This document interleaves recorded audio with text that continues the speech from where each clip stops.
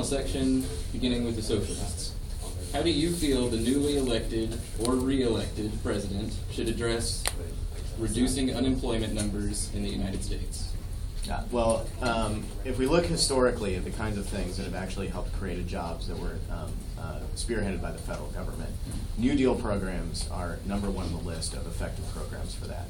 During the New Deal, the Civilian Conservation Corps, among other programs, actually created infrastructure jobs, or I should say jobs that built infrastructure. Many of the government buildings, many of the national parks we have today are all results of that. When Obama was elected, he had a historic opportunity to recreate many of those things. Many of us are probably familiar with various bridge collapses over highways, that the sorry state of the infrastructure in our country had a historic opportunity to take care of those things.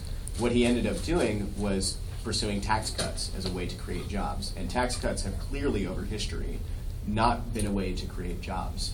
And also it's simplifying the idea that jobs equals tax cuts. The amount of jobs in the country is very much more complex than that, but a very direct way that the federal government. My name is Alex Jones, and I think that the best thing for the government to do to reduce unemployment is to champion small business. Small business provides more of the jobs than corporations. Small business is just essential to the American economy. I think that once we reduce government regulations and reform the bureaucracy, then we'll be able to create more jobs, there will be more capital coming in, and there will be less people out on the street. That's it.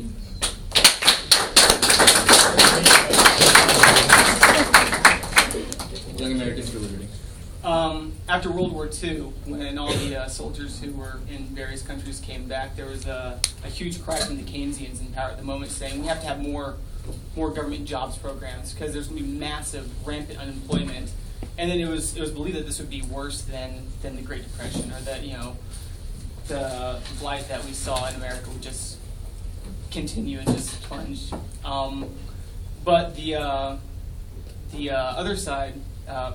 30 seconds. The other side said no, and there was a general, I can't remember his name, sorry about that, not for getting the fact check, but there was a general at the time who said, we don't need the government jobs. And when the Keynesians responded, well, how are you going to, who's going to give them jobs? He responded and said, they will employ each other. Young Americans for Liberty, we're not pro-big business, we're not pro-small business, we're pro-individual. The individual will, control the market.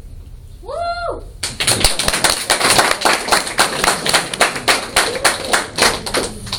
Do you have anything to say about that? Well, I just want to say a very tiny number of individuals control the market today, and we depend on them hiring us to be able to have jobs. And we can also use our federal government to be able to create jobs when we don't have other opportunities to be employed. Thank you. Republicans? It's not the federal government's job to create jobs. The federal government is here to protect us and to make sure that everybody has an equal opportunity to succeed in life. If there are not jobs, that does reflect back on the federal government, but at the same time, it's not necessarily their job to create those jobs. They need to create an environment to where those jobs can come into being, and yeah.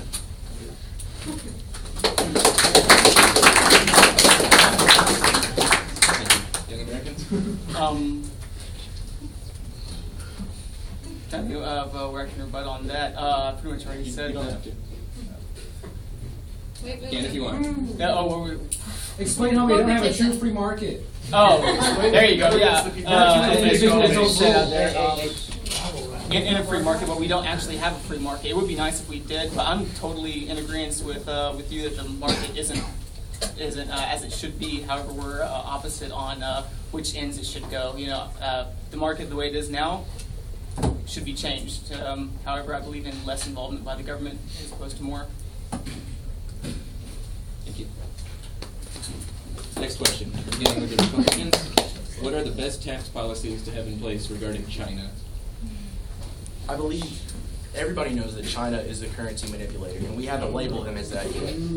China has a policy the government requires for American corporations to do business in China, they have to give over American technology to Chinese companies. So they just take that intellectual property with no punishment. I think that we need to meet with China, and we need to get a firm ground to stand on with them. We need to establish like a trade agreement with China to where. Sorry, I'm blanking out. Keep going. I'm completely blanked out. Sorry.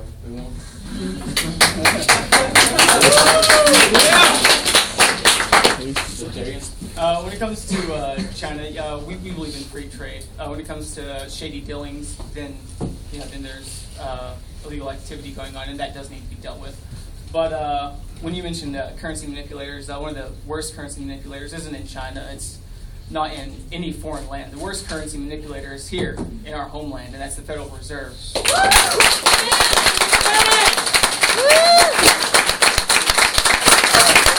And I would totally love to go on the tangent that would bring up, so I think I might go ahead and do that. Every dollar that you have is debt. Where do dollars come from? It comes from the Federal Reserve, and it's not here's money. It's brought into the system by buying U.S. bonds. So you can never actually pay off the U.S. debt going down the road of currency manipulation. I'll quickly hit back on China and say free trade, but obey the law.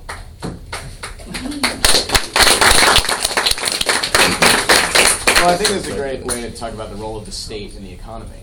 In the development of capitalism and in the world we have right now, capitalism, businesses always require the state. In the words of Thomas Friedman, McDonnell Douglas always stands behind McDonald's.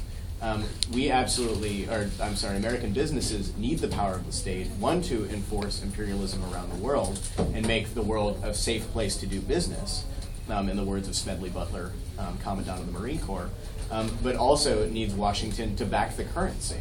And I am no fan of the Federal Reserve as an institution, but also in the world that we live in today, deregulating currency in that way would just create utter chaos. And it's part of understanding not how the world as it ought to be, but how the world is, and that is that businesses depend on the state to back currency, to use its military power across the world. That business and the state have always been together and depend on each other to survive.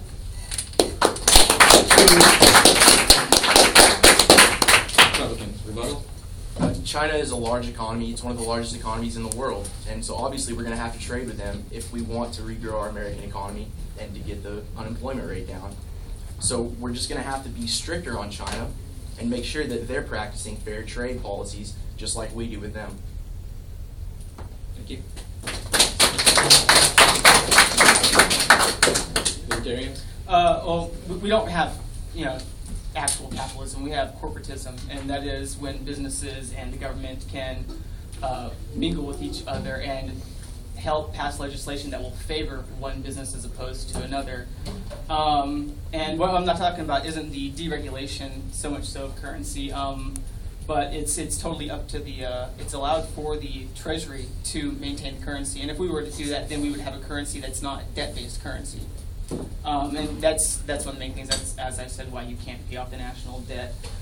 Business and state, I believe in the separation of church and state. I believe in the separation of business and state, only as far as it goes to obeying the laws that are put in place to keep business free so that one can't disenfranchise another, one can't steal the property, the intellectual property is one example, or one can't renege on contracts.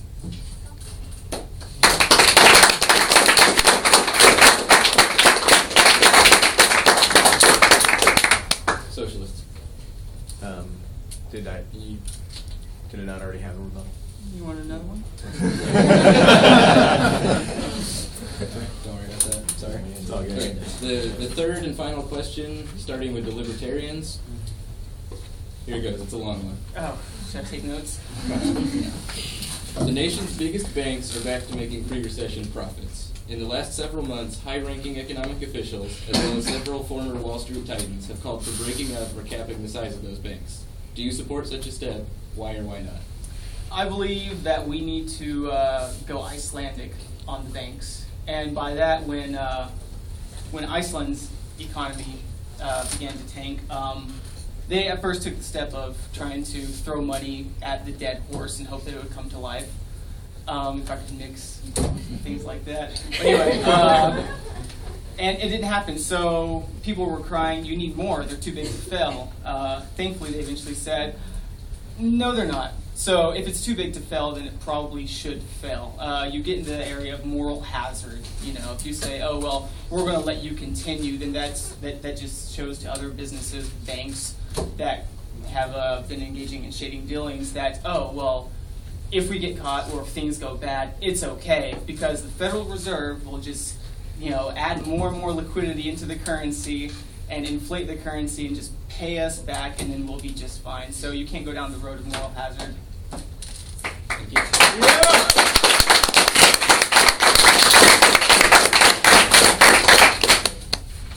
Socialists? Well, absolutely. I think that the bailout and the TARP fund are absolute failures when it comes to alleviating the economic crisis.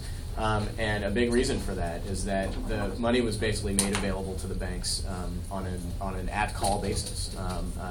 And other programs, especially mortgage assistance, had that money actually gone to consumers' pockets so that they would be able to help pay off their mortgages, you would have eliminated the root cause of the crisis, the inability of people to pay off their mortgages. But this, of course, goes well beyond just the banking crisis. Part of the reason that there was a banking crisis is because before the crisis started, people could not pay off their mortgages because of low wages, because of unemployment. And this is a result of the last 30 years of cuts to people's living standards, which has everything to do with the deregulation that went on in the economy during that period. It has to do with the lowering of the welfare state. It has to do with... Thank you. Republicans? The big banks are the biggest lenders. How do businesses get started? From loans. I don't think that the government should take steps to stab the big lenders in the back. If you take away these people's ability to lend to small businesses, and if you take away their ability to provide capital, then there's not going to be any businesses starting. There's not going to be any new jobs created. I think the federal government needs to put regulations on the banks, but at the same time, they need to take a step back and let the banks lend money out.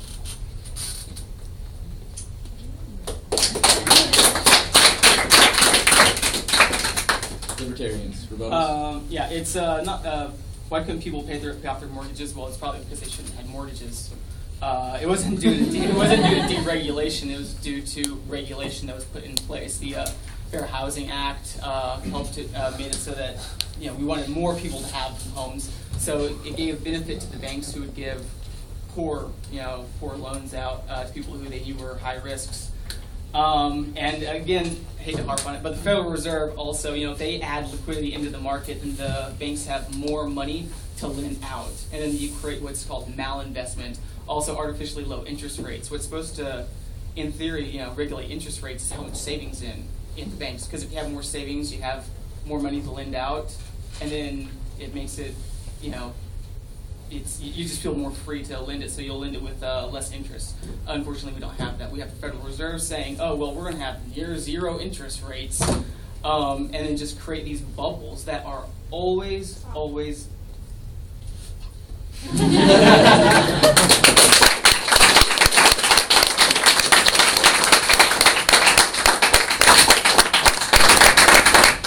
Socialists, rebuttals? Yeah, the proliferation of subprime mortgages had nothing to do with the Fair Housing Act. It had everything to do with both the financialization of our economy, but also predatory lending practices. Basically, banks needed to make more and more products to sell to their investors. One of those products was a mortgage-backed security, a big giant bundle of mortgages that they could then sell on to investors. And it looked like a good investment, except those mortgages, they had pushed on people who, I agree, were not able to afford the mortgage. But what the mortgage agents were telling people is that, oh, the payments are going to be great. You're only going to pay $400 a month for the first couple years.